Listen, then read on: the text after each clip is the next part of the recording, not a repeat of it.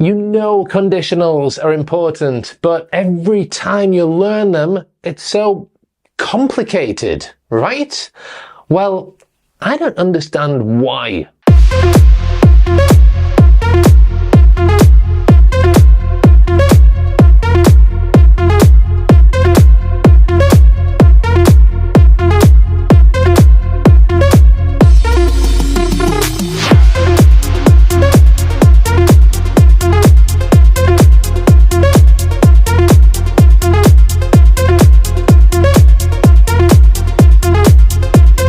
Welcome to North English.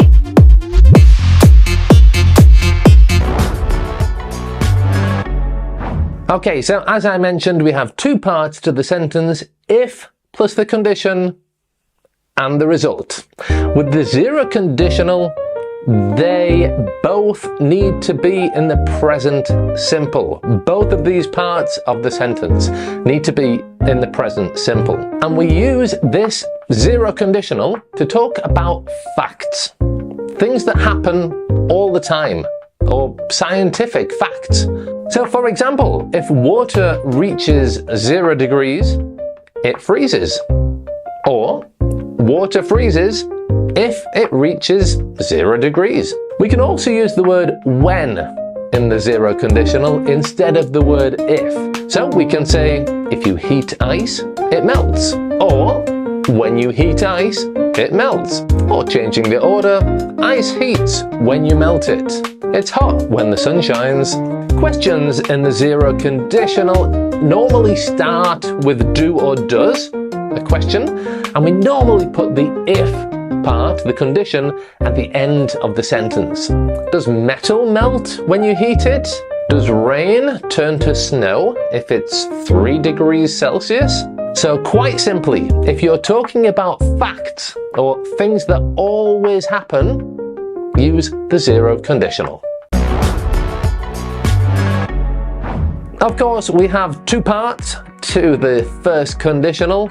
The part with if, the condition, must be in the present simple tense, and the result must be in the future with will.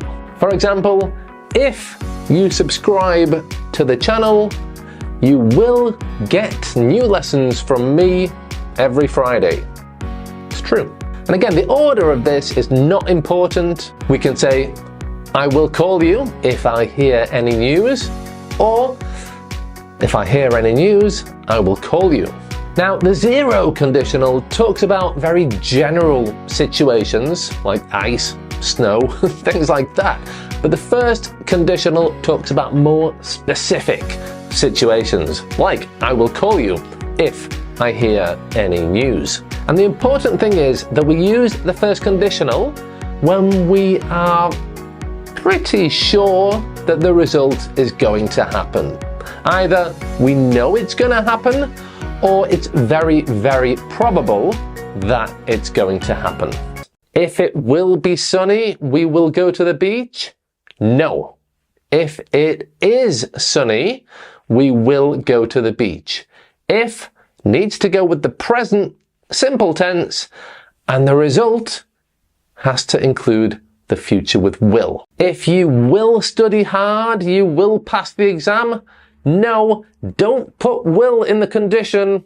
If you study hard, you will pass the exam. Just remember the expression, if I will makes me ill.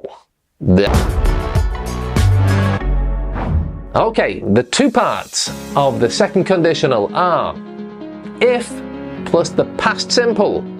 If I ate, if I wanted, if I had. And the result is would plus the verb. I would buy, I would go, I would take. And as always, the order of these two parts of the sentence is not important. So, quick summary. We use the zero conditional to talk about general facts, things that happen all the time. We use the first conditional to talk about specific situations that will happen. We're almost sure that they're going to happen. The second conditional is used for situations that are very, very hypothetical. Very, very unlikely to happen. Almost impossible. Or completely impossible. Like, are you going to win the lottery? Probably not. Are you going to visit the moon? No. And are you a wild animal? I don't think so. And they're the type of situations that, if we talk about them, we need the second conditional. So remembering the structure, if and the past simple for the condition, and then the result with would. If I won the lottery, I would buy a rocket. If I had a rocket, I would visit the moon. If I were a wild animal, I would be a lion. Okay, all of these situations are highly improbable or impossible and